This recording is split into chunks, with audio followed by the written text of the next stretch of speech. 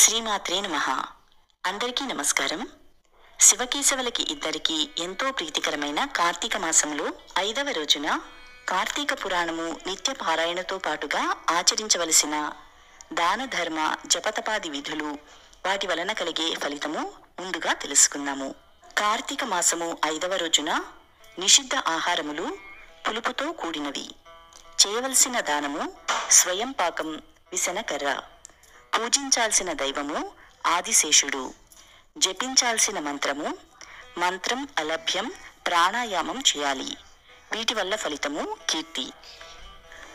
ఇక శ్రీ స్కాంద పురాణ అంతర్గత సంపూర్ణ కార్తీక మహాపురాణము 5వ రోజు చేయవలసిన పారాయణను మొదలు పెడదాము. సంపూర్ణ కార్తీక మహాపురాణము 5వ రోజు పారాయణము 9వ యమదూతల ప్రశ్నలకు చిరునగువు మోము కలవారైన విష్ణుదూతలు ఇలా భాషించసాగారు. ఓ యమదూతలారా, మేము విష్ణుదూతలము. మీ ప్రభువు మీకు విధించిన ధర్మాలేమిటి? పాపాత్ములెవరు, పుణ్యాత్ములెవరు, యమదండనకు అర్హులైన వారు ఎవరు? అవన్నీ మాకు విపులీకరించి చెప్పండి. విష్ణుదూతల ప్రశ్నలకు యమదూతలు ఇలా సమాధానమియ్యసాగారు. సూర్య చంద్రాగ్ని వాయురాకాశ గోసంధ్యలు, దశ దిశా కాలాలు వీనిని మానవుల యొక్క పాపపుణ్యాలకు సాక్ష్యాలుగా విచారించి వారిని మేము శిక్షిస్తాము. ఓ విష్ణుదూతలారా, శ్రద్ధగా వినండి. వేద మార్గాన్ని విడిచిన స్వేచ్ఛాచారులు, సాధుజన బహిష్కృతులు యమదండనార్హులు.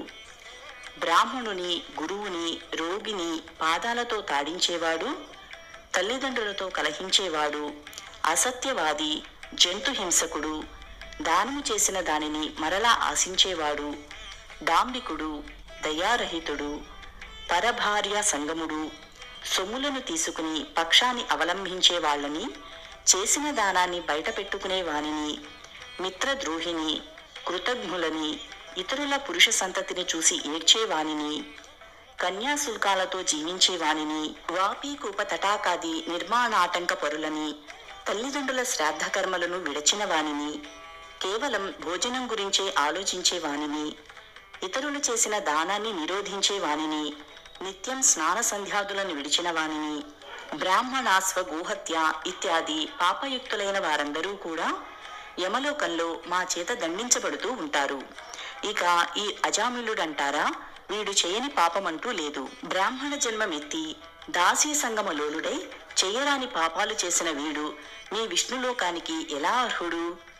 యమదూతల సమాధానాన్ని విని విష్ణు పార్షదులు ఇలా చెప్పసాగారు. ఓ యమదూతలారా, ఉత్తమ లోకార్హతకు కావలసిన పుణ్యాల గురించి మేము చెప్పేది కూడా వినండి. ఏ కారణము వలన కాని దుస్సంగమాన్ని వదిలి సత్సంగమములో కలిసేవాడు, నిత్యము దైవచింతనాపరుడు, స్నాన సంధ్య జప హోమా తత్పరుడు మీ యమలోక గమనానికి అర్హులు కారు.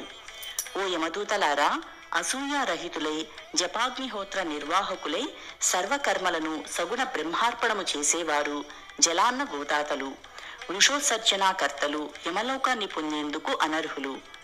విద్యాదాత అంటే గురువులు, పరోపకారశీలురు, హరిపూజా ప్రియులు, హరినామ జాపకులు, వివాహ ఉపనయనాలను చేయించేవారు, అనాథ ప్రేత సంస్కారకర్త వీళ్ళెవరూ మీ యమదండనలకు అర్హులు కారు. నిత్యము సాలగ్రామాన్ని అర్చించి తత్తీర్థాన్ని పానము చేసేవాడు, తులసీ కాష్ట మాలికలను ధరించేవాడు, గృహాంగణాలలో తులసిని పెంచేవాడు, భాగవతాన్ని పఠించేవాడు, పూజించేవాడు, వినేవాడు, సూర్యుడు మేష తుల మకర సంక్రాంతులందు ఉండగా ప్రాతస్నానమును ఆచరించేవాళ్ళు వీళ్ళెవరూ కూడా మీ యమలోకానికి అనర్హులు. తెలిసి కాని తెలియక గాని హరినామ సంకీర్తనమును చేసేవాళ్ళు పాప విముక్తులవుతారు. ఓ యమదూతలారా, ఇన్ని మాటలెందుకు? ఎవడైతే అవసాన కాలంలో ఒక్కసారైనా హరినామస్మరణ చేస్తున్నాడో వాడు విష్ణులోకానికే వస్తాడు. ఈ విధముగా సాగుతున్న యమ విష్ణుదూతల సంవాదానంతటినీ వినిన అజామిలుడిలోని జీవుడు తన శారీరక కృత దాసీ సాంగత్యాది పాపాలను తలంచుకుని దుఃఖిస్తున్న జీవుడు స్పృహామయుడై అచ్చిరు పొందాడు. ఇదేమి ఆశ్చర్యం! ఆ నల్లని కత్తులను ధరించిన యమదూతలు ఏమైపోయారు? నేనీ వైకుంఠంలో ఎలా ఉండగలిగాను? పూర్వజన్మ పుణ్యము కాకపోతే నా జిహ్వపై హరినామం ఎలా వచ్చింది? నాకీ వైకుంఠము ఎలా ప్రాప్తించింది అని తనలో తనే అనుకుంటూ హరిస్మరణమును చేయసాగాడు. కాబట్టి రాజా, కేవల హరినామస్మరణమే అంతటి ముక్తిప్రదమైనది. కాగా హరిప్రియంకరమైన కార్తీక వ్రతమును ఆచరిస్తే ఎంత పుణ్యం కలుగుతుందో ఊహించు అంటూ ఆపాడు వశిష్ఠుడు. నవమాధ్యాయ సమాప్తః. దశమాధ్యాయము. జనక ఉవాచ. వశిష్ఠ, ఈ అజామిళుడు పూర్వజన్మలో ఎవరు? ఏ పాపం వలన ఇలా పుట్టాడు? విష్ణుదూతల మాటలకు యమదూతలు ఎందుకు ఊరుకున్నారు? వాళ్ళు యమునికి ఏమని విన్నవించారు? అన్నీ సవిస్తరంగా చెప్పు. వశిష్ఠ ఉవాచ. నీవడిగిన ప్రశ్నలన్నింటికీ ఒక క్రమంలో సమాధానాలు చెబుతాను విను. విష్ణు పారిషదుల చేత తిరస్కృతులైన యమదూతలు తమ ప్రభువైన యముని చేరి ఇలా చెప్పసాగారు. యమదూతల ఆరోపణము, యముని ఉపదేశము. అయ్యా, పాపాత్ముడును దురాచారుడును నిందిత కర్మాచరణపరుడు అయిన అజాములుని యందులి జీవిని తెచ్చే సమయంలో విష్ణుదూతలు మమ్మల్ని అడ్డగించి అతడిని మా నుంచి విడిపించి తమతో వైకుంఠానికి తీసుకుని వెళ్లారు. వాళ్లను ఎదిరించలేక మేమిలా రిక్తహస్తులమై వచ్చాము అని కింకరులు చెప్పినది విని రవంత కోపోద్రిక్తుడైన సమవర్తి జ్ఞానదృష్టితో సమస్తాన్ని అవలోకించిన వాడై, కింకరులారా, కించిదపి పుణ్య విహీనోపి ఆ అజామిలుడనే పాపి అంత్యకాలాన హరినామస్మరణమును చేయడం వలన సమస్త పాపాలను నశింపచేసుకుని విష్ణుప్రియుడై విష్ణుదూతల చేత తీసుకుని పోబడ్డాడు. తెలిసి తాకినా తెలియక తాకినా దహించవలెనను కోరిక లేకపోయినప్పటికీ సమస్త జాతులను అగ్ని దహించును. అదే విధముగా దుష్టాత్ములై మహిమను తెలుసుకోలేకపోయినా ఆ శ్రీహరి యొక్క నామస్మరణమును చేసినంత మాత్రము చేతనే వారి సమస్త పాపాలు దహించబడిపోతాయి.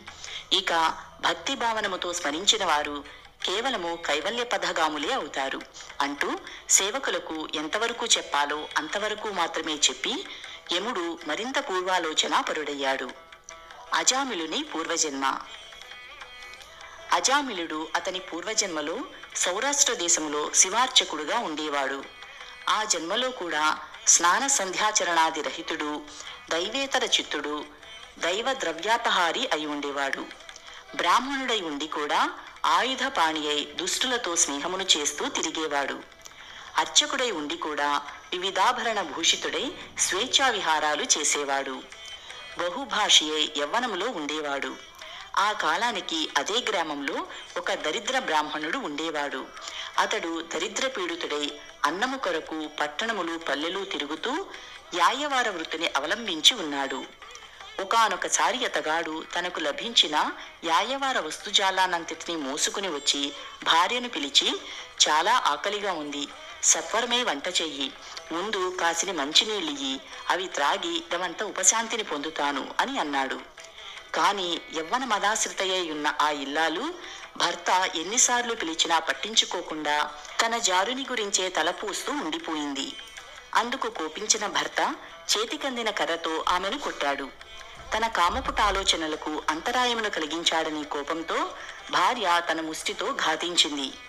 అడలి బడలి ఉన్న ఆ బాపడు అందుకై పట్టితాపంతో ఆమెను గృహాన్ని వదిలిపెట్టి గ్రామాంతరము వెళ్లి భిక్షాటనతో బ్రతకసాగాడు.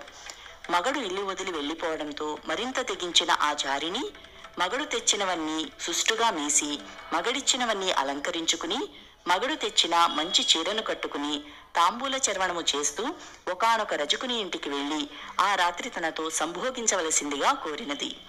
కాని నీతిమంతుడైన ఆ రజకుడు ఆమె కోరిన తప్పుడు పనికి అంగీకరించకపోవడంతో వారిద్దరికీ వాగ్వివాదం జరిగింది. అంతటితో వాంఛితార్థం నెరవేరని ఆ బ్రాహ్మణ జారిని వీధిన పడి రసికులను వెతుక్కుంటూ పోతూ యథాపూర్వం చెప్పబడిన ఈశ్వరాలయార్చకుని చూసి సురత క్రీడలకు ఆహ్వానించింది. బ్రాహ్మణుడైన వీడు ఆమె పరస్త్రీ అని కూడా ఆలోచించకుండా అంగీకరించి ఆ రాత్రంతా ఆమెతో సుఖించాడు. అయినప్పటికీ ఆ జారిని సద్వంశ సంజాత అయిన కారణంగా కామము చల్లారగానే తన దోషాన్ని తెలుసుకున్నదై భర్తను వెతుక్కుంటూ వెళ్లి బ్రతిమాలి తెచ్చుకుని అది మొదలుగా అతని మాటలకు తూచా తప్పకుండా బ్రతకసాగింది. ఇటువంటి పాపాల వలన మరణానంతరం ఆచకుడు రౌరవాది మహానరకాలను అనుభవించి సత్వనిష్ఠుడి కొడుకైన అజామిలుడుగా జన్మించి కార్తీక పౌర్ణమి నాటి శివ సందర్శనం, అంత్యకాల హరిస్మరణల పుణ్యం వలన మోక్షాన్ని పొందాడు. ఆనాటి శివార్చకుని జన్మలో ఇతనితో జారత్వం నెరపిన బ్రాహ్మణ జారిని కూడా కొంతకాలానికి మరణించి నరకానుభవమును పొంది కన్యాకుబ్జములోని చండాల గృహములో బాలికగా జన్మించింది. కాని ఆ పిల్ల తండ్రి గండాన పుట్టడం వలన వాళ్ళ పిల్లను అడవిలో వదిలేశారు. ఆ వనాంతర్గామి అయిన ఒక బ్రాహ్మణుడు ఆ బాలిక అరణ్యరోదన విని జాలిపడి తనతో తీసుకుని వెళ్లి తన ఇంటి దాసీకి పెంపకానికి ఇచ్చాడు. ఆ దాసీ దాని దగ్గర పెరిగిన ఈ పిల్లని అనంతర కాలంలో అజామిలుడు దగ్గరకు తీసుకున్నాడు. మహారాజా, నువ్వు అడిగిన అజామిలుడి పూర్వగాథ ఇది. సమస్తమైన పాపములకు హరినామ స్మరణ కన్నా మించిన ప్రాయశ్చిత్తము మరి ఒకటి లేదు.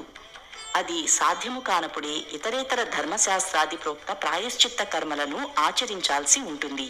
జనక నరపాల, ఎవరి జిహ్వ హరిని కీర్తించదో, ఎవరి మనసు హరిచరణాలను ఆశ్రయించదో, ఎవరి చెవులు శ్రీహరి సంకీర్తనలను ఆలకించవో వాళ్ల పాపాలు ఏ విధముగానూ కూడా నశించే అవకాశము లేదు. ఎవరైతే ఇతర చింతనలన్నింటినీ విడిచిపెట్టి విష్ణువునే ధ్యానిస్తూ ఉంటారో వారు తప్పనిసరిగా కైవల్యాన్ని పొందుతారు అనడంలో ఏమీ సందేహము లేదు. మోక్షాసక్తులకు మురహరి స్మరణము ఏ విధంగా సూక్ష్మ మార్గమో అదే విధముగా కార్తీక ధర్మాచరణమనే సూక్ష్మ మార్గము కూడా మహోత్కృష్ట పుణ్యప్రదాయని అయి పాతకాలను పారద్రోలుతుంది. పాపాలను నశింపచేసే శక్తి ఈ కార్తీక వ్రతాచరణకు మాత్రమే ఉండడం వలన ఎవరైతే ఈ దివ్య వ్రతాన్ని ఆచరించరో వాళ్ళు నరక ప్రాప్తులవుతారని తెలుసుకో. పాపనాశిని అయిన ఈ కార్తీక మహాత్మ్యాన్ని శ్రద్ధాభక్తులతో వినినప్పటికీ కూడా వారు మోక్షార్హులే అవుతున్నారు.